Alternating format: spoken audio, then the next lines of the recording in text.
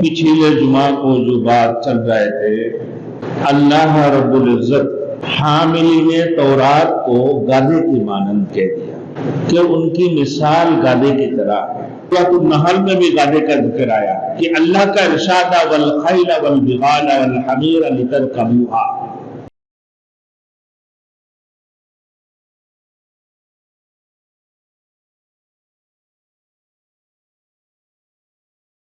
Thanks for watching. Don't forget to like, comment, share and subscribe to Maulana Habibullah Ruhani Official. الحمد لله نحمده ونستعينه ونستغفره ونؤمن به ونتوكل عليه ونعوذ بالله من شرور أنفسنا ومن سيئات أعمالنا من يهد الله فلا مضل له ومن يضلل فلا هادي له ونشهد أن لا إله إلا الله ونشهد أن سيدنا ونبينا وشفيعنا وحبيبنا ومولانا محمدا عبده ورسوله أما بعد فأعوذ بالله من الشيطان الرجيم بسم الله الرحمن الرحيم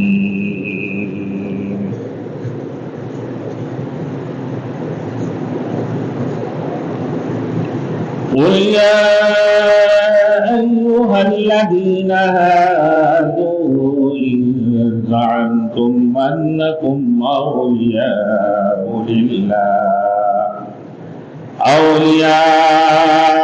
لله من دون الناس فتمنوا الموت إن كنتم صادقين صدق الله المولانا العظيم۔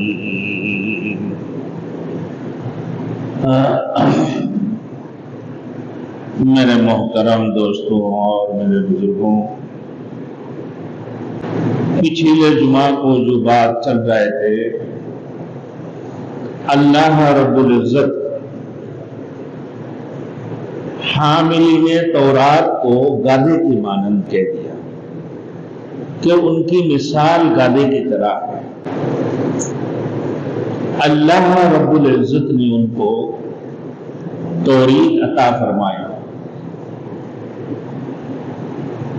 وہ توریت کو اٹھانے کے باوجود بھی ان کے اندر کوئی عمل نہیں تھا، وہ اس سے کبھی فائدہ نہیں اٹھایا۔ تو حامل تورات والوں کو اللہ رب العزت نے فرمایا کہ ان کو اللہ رب العزت توریت عطا فرمانے کے باوجود بھی جب وہ عمل نہیں کیے اور اس سے فائدہ نہیں اٹھائے تو وہ گویا کہ گدھے ہیں۔ اب اس سے پہلے میں نے پچھلے جمعہ کو مثال دیا کہ اللہ رب العزت سورۃ النحل میں بھی گدھے کا ذکر آیا کہ اللہ کا ارشاد والخیل والبغال والحمیر لترکبوها زینہ، اللہ نے گھوڑے کچر گدھے پیدا کیے تاکہ تم ان پر سواری کرو اور یہ تمہارے لیے زینت کا سامان بھی ہے کہ اس سے تم فائدہ اٹھاتے رہو، کیونکہ گھوڑے کچر گدھے ان سے تم سامان اٹھا سکتے ہو، تم فائدہ لے سکتے ہو۔ ان میں سے اللہ نے خوبصورت جانور گھوڑے کو بنایا، کیونکہ ان میں سے گھوڑے جو ہے اچھے حسین جانوروں میں سے ہے، اور جس سے دوران جنگ اس سے خدمت بھی بڑی لی جاتی ہے، تو وہ بڑے مفید ثابت ہے۔ اس کی بعد خچر، پھر اس کی بعد گدھا۔ اب گدھا عقل میں بھی سب سے زیادہ بے عقل ہے، سامان کتنا ہی نہ لاد دو اس کے اوپر تو اس کو احساس نہیں ہوتی۔ بہت ساری کتابیں ایک لائبریری اس کی پیٹھ کے اوپر چڑھا دی جائے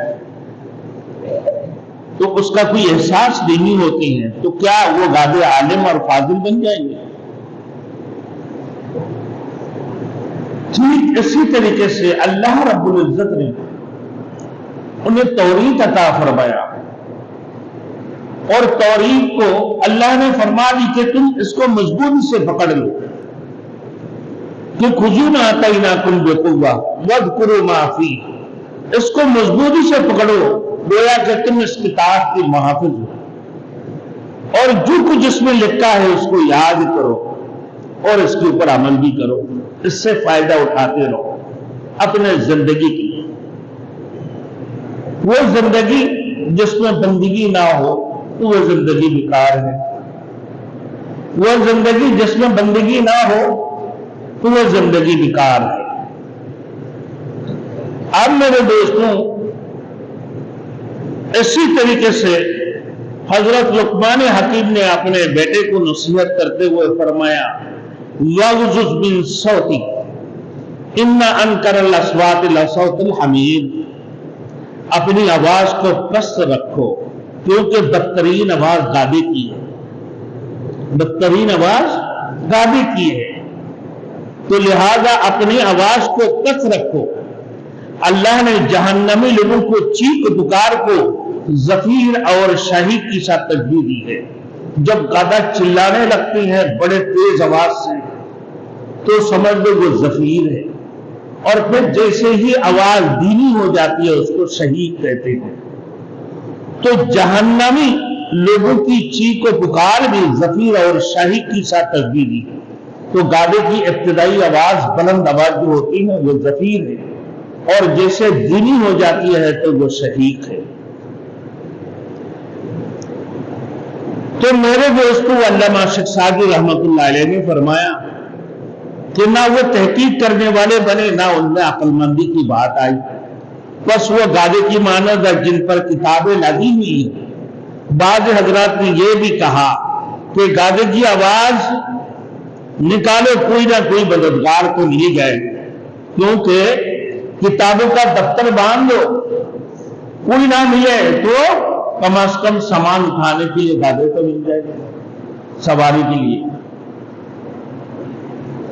اب اسی طریقے سے سورۃ الاعراف کے اندر اللہ نے کتے کی مثال بھی پیش کی ہے۔ انسان کو حضرت موسیٰ علیہ السلام کے زمانہ میں بلعام بن بعور نامی بڑا عابد زاہد اور مستجاب الدعوات شخص تھے۔ جب موسیٰ علیہ السلام بنی اسرائیل کو لے کر اس شخص کے علاقہ میں پہنچے تو وہاں کی بادشاہ کو خطرہ پیدا ہو گیا کہ ایسے نہ ہو کہ یہ ہماری علاقہ کو قبضہ ہی نہ کر لیں۔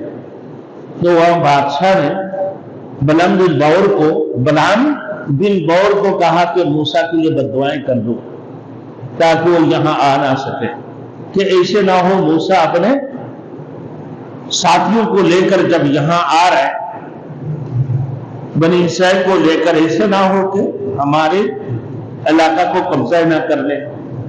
تو اس نے پہلے تو تیار نہیں ہوئے، بات کو ٹال مٹول کرتے رہے۔ بعد میں کہا کہ سن لو، تمہیں مال بھی دوں گا، مال دولت بھی ملیں گے، عورت بھی ملیں گے، یعنی اپنے بیٹی سے تجھے شادی کروا دو، اور کیا چاہیے۔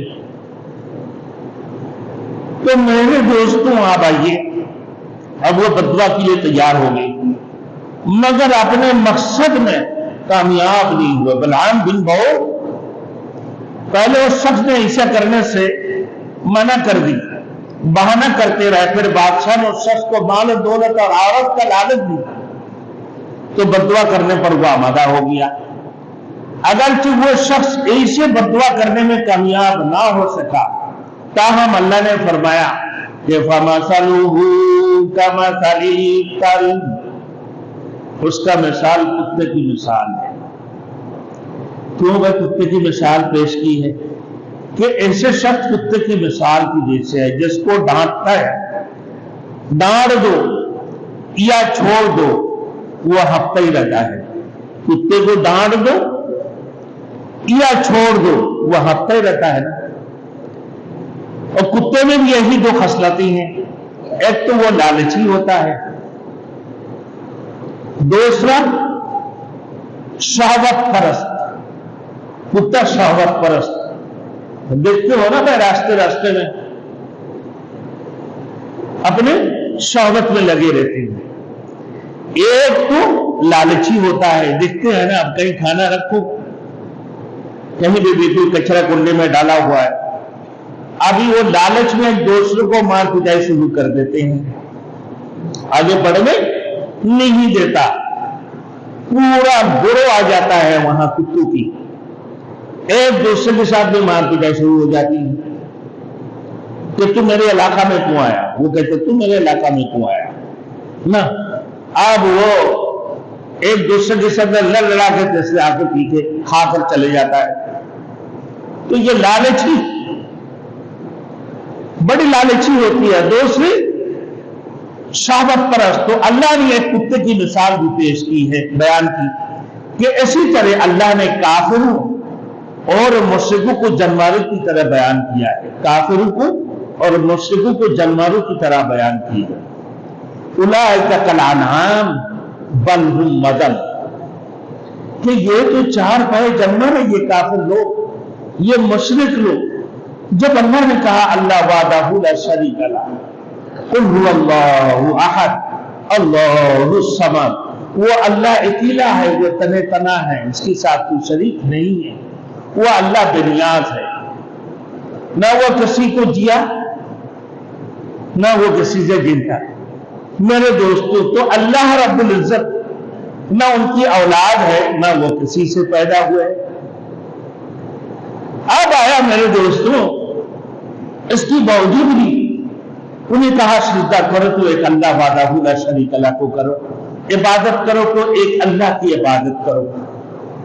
لیکن وہ مشرک اللہ کی سوا دوسرے کو اللہ کی شریک بنا لیے، وہ کافر اللہ وحدہ لا شریک لہ کی تعریف حاصل کرنے کی بجائے یہ اوروں کو خدا بنا لی۔ کسی نے 360 خدے بنا لیا، کسی نے درختوں کو، کسی نے سورج کو، کسی نے چاند کو، کسی نے ستارہ کو، کسی نے پتھروں کو، کسی نے فرشتوں کو، کسی نے اپنے نبیوں کو بھی اپنے رب بنا لیا۔ تو ان کو کہا کیا بھائی، یہ بھی کافروں اور مشرکوں کو اللہ نے جانوروں کی طرح بیان کیا ہے کہ اولئک کالانعام، یہ تو چار پائے جانور ہے۔ یہ جانوروں کا مقصد کیا ہے؟ ان کی حیات، مقصد حیات کیا ہے؟ کھانا پینا اور شہوت رانی کرنا، کھانا پینا شہوت رانی کرنا۔ اللہ نے انسان کی زندگی میں میرے دوستوں کہ بھائی 3 چیزیں عطا فرمایا، کلام ہے، طعام ہے اور منعام ہے۔ کلام، طعام، منام، کھانا، باتیں کرنا، سونا اور کھانا، یہ تو اب جو ہے نا میرے دوستو، یہ کفار اور مشرکین کا جو صفت ہے کہ ان کی مقصد حیات کیا ہے، کھانا پینا اور شہوت رانی، اور کچھ نہیں پہچانتے وہ، تو ان کی زندگی کا مقصد سے زیادہ اور کچھ نہیں ہے۔ ان کی مثال اللہ نے جانوروں کی مثال پیش کی ہے۔ یہ کتے جانوروں سے بھی بدتر ہے۔ آپ دیکھیں، میں نے پچھلے جمعہ کو بھی بتا دیا کہ بھائی ایک کتا ہے، ایک لقمہ کھانا دیتے ہو آپ اپنے چوکیداری کے لیے اپنے دروازہ میں بٹھاتے ہیں، اس کے لیے سیکورٹی کی آپ ذمہ داری اس کو دے دی، آپ کے دروازہ میں کسی کو آنے نہیں دیتا ہے۔ وہ بلی ہے، آپ 2 لقمہ، اس کو 1 لقمہ کھانا دیے، اور آپ کھانا کھاتی ہو اس کو کانٹے شانٹے یہ وہ ہڈی بردی دے دیتے ہو، وہ اس کی کھا کر آپ کی فرما برداری کرتی ہیں، آپ کی بستروں میں آپ کی صفوں میں جا کے بیٹھ جاتی ہیں. کیا پیارا جانور. تو اس سے بھی تو بدتر ہے یہ چارپائے جانور، یہ گادے سے بھی بدتر ہے، یہ بھینس گائے سے بھی بدتر ہے. پھر دیکھو یہ مالک کو پہچانتی ہے جو رب العالمین، جو سارے جہان کی پرورش کرنے والے، جو تمہیں کھلاتا ہے تمہیں پلاتا ہے، دیکھنے کے لیے آنکھ دی، سننے کے لیے کان دی، پھر سوچنے کے لیے تمہیں دماغ عطا فرمایا، تمہارے ہاتھ پاؤں تمہارے سارے کچھ تمہیں عطا فرمایا نہ میرے دوستوں، سوچنے سمجھنے کی صلاحیتیں عطا فرمایا. پھر اس رب کریم کی عبادت کی بجائے تم اور کسی کی عبادت کرتے ہو، 360 خدوں کی پرستش کرتے ہو، تم سورج کی، کواکب کی، ستاروں کی پرستش کرتے ہو، تم درختوں کی اور کتوں کی پرستش کرتے ہو، تم اللہ کی نبیوں کو تم نے کہیں خدا بنا دی اور کئی نبیوں کو تم نے قتل بھی کرتے رہے. میرے دوستوں پھر تمہاری مثال گادے کی مانند، چار پائے جانور کی مانند ہے. یہ کافر اور مشرک کی بارے میں. اب میرے دوستوں بہرحال اللہ نے حاملین تورات کا گادے، حاملین تورات کو گادے کی ساتھ تشبیہ دی ہے جس نے کتابوں کا بوجھ اٹھا رکھا ہے، کتابوں کا بوجھ اٹھا رکھا ہو مگر ان سے مستفید نہیں ہوتا. یہ مثال صرف اسرائیلیوں تک محدود نہیں ہے کہ یہودی اسرائیلیوں تک یہ بات محدود نہیں ہے، یہ پورے عالم اسلام کے لیے ہے، تمام لوگوں کے لیے ہے. سمجھائی جا رہی کہ اگر کوئی شخص علم رکھنے کے باوجود بھی اس کے اوپر عمل نہیں کرتا، اس کی مثال گادے کی ہے جس پر کتابیں لدی ہوئی ہو، اس کا کوئی احساس نہیں ہوتی ہیں. جس سے کتابیں لدی ہو وہ عالم اور فاضل نہیں بن جاتی ہیں. اسی طریقے سے میرے دوستوں حامل تورات کی جیسے مثال اللہ نے پیش کیا، اسی طریقے سے حامل القرآن بھی. اب آئیے میرے دوستوں، حامل القرآن قرآن مجید کی ایک حافظ ہو، قرآن مجید کی ناظرہ پڑھ لی ہو. میرے دوستوں جب وہ مکتب میں جاتا ہے، نماز کی فرائض سیکھتے ہیں، وضو کی فرائض سیکھتے ہیں، غسل کی فرائض سیکھتے ہیں، دعوت و تبلیغ میں جا رہے ہوتے ہیں، چلہ لگا رہے ہوتے ہیں، سروزہ لگا رہے ہوتے ہیں، عشرہ لگا رہے ہوتے ہیں، سال لگا رہے ہوتے ہیں. ایک بندہ چلہ لگانے کے بعد، سروزہ عشرہ لگانے کے بعد اس کے اوپر عمل نہیں کرتا. ایک حافظ قرآن بننے کے بعد عمل نہیں کرتا. ایک ناظرہ پڑھنے والے قرآن مجید کو پڑھ کر میرے دوستو اس کو سمجھ کر اس کے اوپر عمل نہیں کرتا ہوگا تو وہ حامل القرآن ہوا نا. حامل القرآن ہے کہ اللہ نے انہیں قرآن سکھایا، اللہ نے انہیں علم دی ہے، وہ علم سیکھی ہے، قرآن کی تلاوت سیکھی ہے، قرآن کی حفظ کی ہے. میرے دوستو اس کی باوجود بھی وہ قرآن کے مطابق عمل نہیں کرتا ہے، وہ قرآن کے مطابق عمل نہیں کرتا ہے، وہ قرآن کی تلاوت نہیں کرتی ہے، وہ قرآن کو جو حفظ کی ہے وہ روزانہ میرے دوستو اس کو گردہ نہیں کرتے ہوں گے، اسی کے مطابق وہ عمل نہیں کرتا ہوگا. ہے کیا افسوس کی بات. کل قیامت کو اللہ رب العزت ایسے حافظ قرآن کو لنگڑے معذور اور اندھے نبینہ بنا کر پیش فرمائیں گے قیامت کی دن کہ یہ کون ہے؟ یہ فلاں حافظ قرآن ہے، یہ اللہ کی قرآن کی حفظ کرنے کے باوجود بھی یہ قرآن کے اوپر عمل نہیں کرتا تھا، یہ قرآن کو کبھی پڑھتا نہیں تھا. سن لو طالب علم، اس کی مثال گادے کی مثال اللہ نے پیش کی ہے. میرے دوستوں آج قرآن مجید تلاوت قرآن پڑھے ہیں بچپن میں، موقع ملے تو رمضان میں کھول لیا، موقع ملے تو کبھی جمعہ کو کھول لیا، کبھی تو میرے دوستوں نہ رمضان میں نہ جمعہ کو ہے قرآن کی تلاوت ہی تو نہیں کرتے ہیں. قرآن پڑھ لی ہے، ناظرہ پڑھ لی ہے، حفظ کر لی ہے میرے دوستوں، قرآن کو جلدان میں محفوظ کر کے بس اپنے گھر کی تاخت کے اوپر رکھ دی. تو تم کیسے ہو حامل القرآن؟ تم تو گادے کی طرح ہو. اللہ کے رسول نے فرمایا، اللہ کے رسول نے دعا سکھایا اللہم انی اعوذ بک من علم لا ینفع، اے اللہ میں اس علم سے تیری پناہ چاہتا ہوں جو غیر مفید ہو۔ اللہم انی اعوذ بک من علم لا ینفع، اے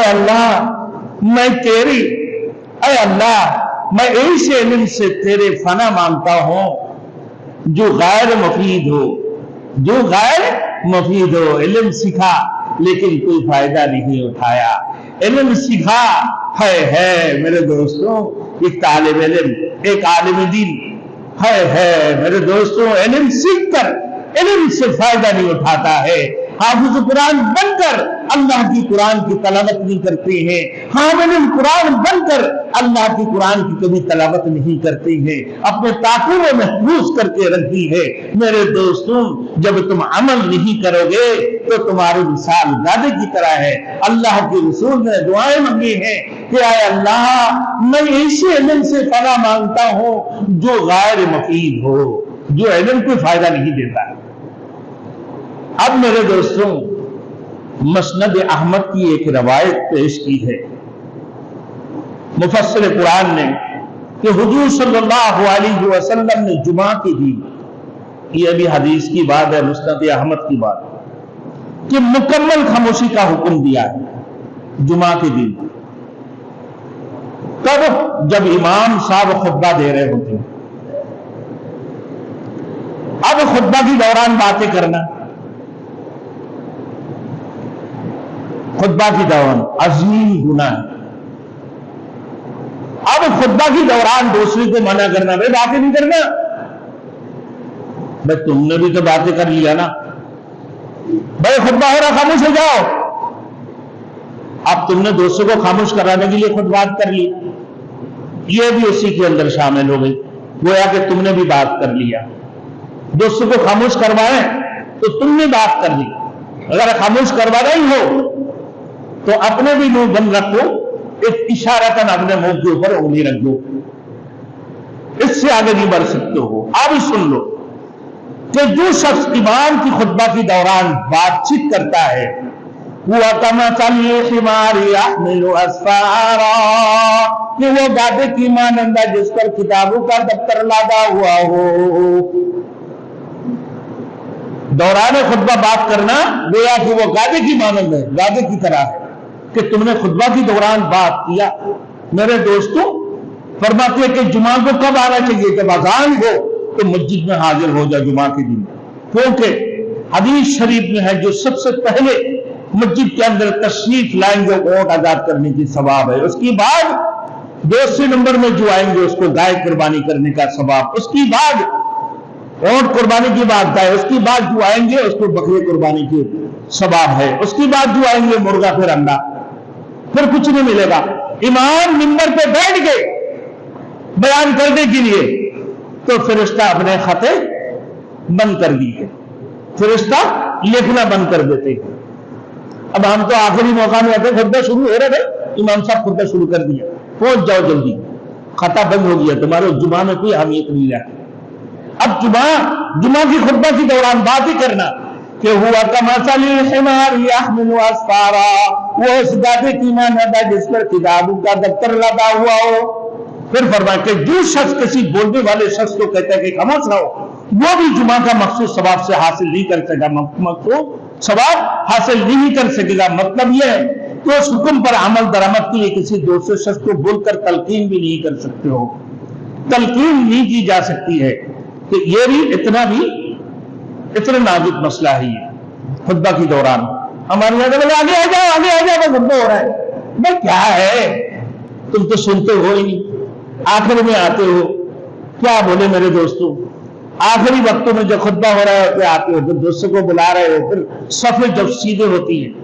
امام صاحب کہ جمعہ کی ایک اہمیت آگے آنے والے انشاءاللہ میں بتاؤں گا، ایسا ایک وقت ہے جس میں دعائیں کبھی رد نہیں ہوتی ہیں کہ امام جب منبر پہ بیٹھ جاتے ہیں خطبہ دینے کے لیے، اس وقت سے لے کے نماز ختم ہونے تک یہ ایک بہترین وقت ہے جس میں دعائیں قبول ہوتی ہیں۔ ہمارے یہاں کب آ رہے ہوتی ہیں؟ جب خطبہ ختم ہو رہا ہے، پھر نماز میں شامل ہو رہا ہے۔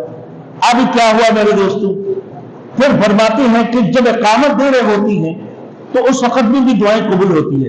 آپ اس شور میں چاہتے ہو بھائی اندر آ جاؤ اندر آ جاؤ. یار جب اندر جگہ ہے پہلے سے اس کو پور کر لو نا. آواز کیوں دے رہے ہو؟ اس ثواب سے محروم ہو گئے نا.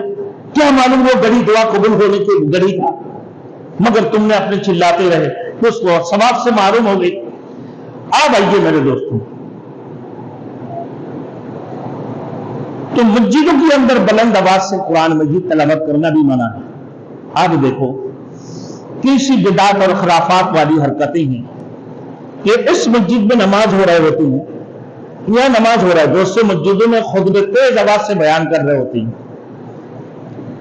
ان کی نماز میں خلل پڑ گئے. یہ بھی گناہ عظیم ہے.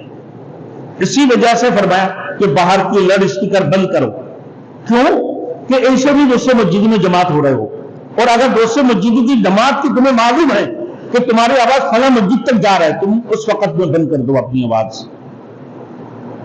کیونکہ دوسرے کو خلل پیدا ہو رہا ہے. یہ بھی گناہ کبیرہ ہے، حرام ہے تکلیف دینا دوسرے کو نماز سے، نماز کے اندر خلل ڈالنا. آپ آئیے دیکھیں مولانا رومی فرماتی ہیں میرے دوستوں اپنے مسئلے کے دین کے حقائق طرح طرح کی مثالوں کے ذریعے سمجھائیں. اس میں عقیدے، عمل، اخلاق کی باتیں بھی ہیں. آپ نے علم سے متعلق بعض بہت اچھی مثالیں دی ہے. مثلا علم ہے اہل دل عمال شاہ، علم ہے اہل تن حمال شاہ. جن کا علم دل پر اثر ہوتا ہے اس کے مطابق عمل بھی کرتے ہیں، جس کی علم دل پر اثر ہوتا ہے اس کے مطابق عمل بھی کرتے ہیں. مگر جن لوگوں کا علم جسم تک محدود ہوتا ہے وہ ان پر بوجھ ہی ہوتا ہے. علم دل پر اثر نہیں ہو، طالب علم دل پر اگر علم اثر نہیں ہوگا تو وہ علم تمہارے لیے بوجھ بنے گا. حضور صلی اللہ علیہ وسلم کے فرمان ہے کہ اہل بدعت اور اہل باطل فرقوں میں، فرقے والے جو ہے نا میرے دوستوں، باطل فرقوں والے قرآن تو پڑھیں گے مگر ان کی حلق سے نیچے نہیں اتریں گے. اچھے اچھے قرآن مجید کی تلاوت کر رہے ہیں اور بڑے بہترین قراتیں پڑھ رہے ہیں مگر حلق سے نیچے نہیں اتار رہے. اللہ اکبر. تو ان کا اثر دل پر نہیں ہوگا. اب آگے فرما رہا ہے رومی، علامہ رومی کہ علم چوبے دل جن دیار بابا، علم چوبر تن جن دی بار بابا، کہ جس علم کا اثر تمہارے دل پر ہوگا وہ تو تمہارے دوست بنے گا. جس علم کا اثر تمہارے دل پر ہوگا وہ تمہارا دوست بنے گا، اور جس علم کا اثر صرف جسم تک ہوگا وہ تو محض بوجھ ہی ہوگا، جس کا فائدہ کچھ نہیں ہوگا. تم نے ناظرہ بھی پڑھی، حافظ قرآن بھی بنے، عالم بھی بنے، مفتی بھی بنے، بہت کچھ بن گیا ہو میرے دوستو، مگر وہ علم تمہارے دل پر اگر اثر نہیں کیا وہ علم تمہارے لیے بوجھ ہی تو بنے گا. تو لہذا علم ایسے ہو کہ دل پر اثر کرے میرے دوستوں. آگے فرما رہا ہے کہ چوبے دل خانی ذات گیری سبق، چوبے دل خواہی شماری ہی شماری ورق. جس چیز کو دل سے پڑھو گے وہ حق کی جانب سے سبق، حق کی جانب سے سبق حاصل ہوگا. اور اگر غار یعنی جسم سے ہی پڑھو گے تو محض ورق گردانی ہوگی، فائدہ کچھ نہیں ہوگا. صرف پڑھنا ہی ہوگا، ورق گردانی ہوگا، رکھتے لگانے والی بات ہوگی. حقیقت میں وہ علم کو تمہارے فائدہ نہیں دے گا. میرے دوستوں آگے فرما رہے شیخ سعدی رحمت اللہ علیہ کہ سعد بشوئے دل روح از نقش غیر دوست، علم کے راہ بے حق نمایت جلالت است. اے سعیدی دل کی تختی کو اپنے دوست کی نفس کی سوا ہر چیز سے دھو ڈال، ہر چیز سے دو ڈال. کیا فرمایا؟ کیا ہے؟ دل کی تختی کو اپنے دوست کی نقش کی سوا، اپنے دوست جو اللہ کی سمنا کرو گے میرے دوستو اس کی سوا ہر چیز سے دو ڈال. کیونکہ جو علم حق کی رانی دکھاتا ہے، جو علم حق کی رانی دکھاتا ہے وہ گمراہی ہے. حق کی رانی دکھایا تو کیا ہوا؟ پھر گمراہی ہوا. آگے دیکھیں پھر فرمایا ظاہر ہے کہ حقیقی دوستو اللہ تعالیٰ ہے. تمہارے حقیقی دوست کون ہے بھائی؟ اللہ تعالیٰ ہے. اس کا فرما اللہ الذی اللہ ولی الذین آمنوا، اللہ تعالیٰ اہل ایمان کا دوست ہے، وہی اس کا رفیق ہے اور وہی اس کا کارساز ہے، وہی الہ ہے، وہ معبود برحق ہے، وہ معبود برحق ہے، اسی کی عبادت کرو۔ ایاک نعبد و ایاک نستعین، اے اللہ تیری ہی عبادت کرتا ہوں، و ایاک نستعین، اور تو بھی سے مدد مانگتا ہوں۔ وہی تو تمہارے دوست ہے، وہی تو تمہارے رفیق ہے، وہی تو تمہارے الہ ہے، وہی تو میرے الہ ہے، وہی تو حق تعالیٰ ہے، وہی تو تمہارے رب العالمین ہے، وہی تمہاری خالق ہے، وہی تمہارے مالک ہے، وہی تمہارے معبود ہے۔ اسی کے علاوہ اور کسی کی عبادت مت کرو۔ اور وہ علم جب تم حاصل کی ہو تو وہ اللہ کی جانب علم کو اپنا دوست بنا لو۔ وہ علم تمہارے دوست بنے گا جب تمہارے دینوں کے اندر وہ علم اثر کرے گا، اور اگر وہ علم تمہارے دینوں کے اوپر اثر نہیں کرے گا وہ علم تمہارے لیے بیکار ہوگا، کوئی فائدہ نہیں ہوگا۔ سارے رات بیٹھ جاؤ کمپیوٹر چلا کر، پورے رات بیٹھ جاؤ موبائلیں لے کر، فجر کی ٹائم میں فجر کو چھوڑ دی اور تم سو گئے، ہے کیا کر رہے ہو، کیا کرتے ہو تم؟ فرمایا کیا حاملین تورات کو اللہ نے فرمایا کہ اللہ نے یہ مثال کی طور پر فرمایا کہ جن کو حاملین تورات کرا دیا اگر انہوں نے اس کا حق ادا نہیں کیا تو ان کی مثال گادے کی طرح ہے۔ تو اسی طریقے سے میرے دوستو تمام لوگوں کے لیے کہ تم حامل قرآن ہو، حامل انجیل ہو، میرے دوستو حامل زبور ہو، حامل زبور، حامل تورات، حامل انجیل، آخری الفاظ حامل القرآن ہو، اگر تمہارے اندر عمل نہیں ہے، تم نے اس سے فائدہ نہیں اٹھایا، تم نے اس کے اوپر عمل نہیں کیا تو تو گویا کہ گادے کی مانند ہے۔ تم گادے سے بہتر نہیں ہو، جیسے گادے کے اوپر مال لاد دی جاتی ہے وہ عالم اور فاضل نہیں بنتے ہیں، تو تم بھی علم سیکھ کر تمہیں فائدہ کیا ہوا؟ کوئی تمہیں استفادہ تم نے اس سے حاصل کیا؟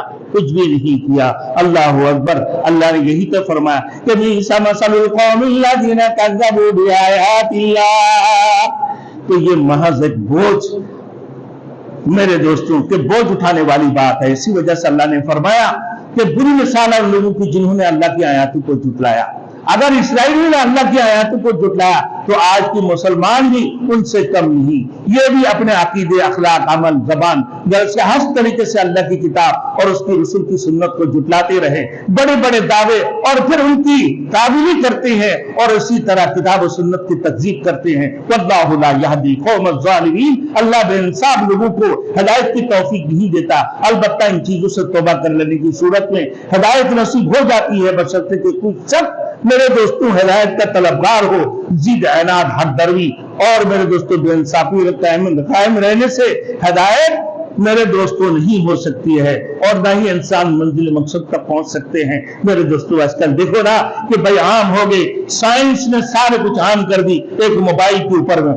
میرے دوستوں موبائل دیکھ لو، دین کی بات کو سیکھو، اصلاحی باتیں دیکھو موبائل کے اوپر میں کیا ہے۔ ایک عورتیں ہیں علامہ بن گئی، ایک مولوی ہے علامہ بن گئی، کوئی تو شادی کی باتیں کر رہے ہوتی ہیں اور کوئی جو ہے کہ بھائی اپنے بیوی سے ہم بستری کیسے کرو گے، اپنے بیوی سے ہم بستری کیسے کرو گے، کیا طریقہ ہے یار؟ میرے دوستوں یہ سیکھنے کی یوٹیوب پہ دینے کی بات ہے، چھوٹے بچے بھی اس کو دیکھ رہے ہوتی ہیں، عورتیں بھی دیکھ رہے ہوتی ہیں، مرد بھی دیکھ رہے ہوتی ہیں۔ میرے دوستوں یہ تمہیں شرم نہیں آتی ہے یوٹیوب میں اس قسم کی باتیں دیتے ہو جن کو مسئلہ معلوم نہیں ہے؟ کسی علماء سے جا کے مخصوص انداز سے سمجھ لینا جا کے کہ بھائی تمہیں شرم نہیں آتی ہے؟ تم اگر اللہ کی قرآن کی سہارا لیتے ہو، رسول کی حدیث کی سہارا لے کر لوگوں کے سامنے یہ پیش کر رہے ہوتی ہو کہ بھائی اپنے بیوی سے ہم بستری کیسے کی جاتی ہے، اپنے بیوی سے کیسے سلوک کی جاتی ہے، یہ باشرت جو ہے نا کیسے منائی جاتی ہے۔ میرے دوستوں کے بیوی سے مباشرت کی طریقہ کیسے ہے، یہ بے حیا والی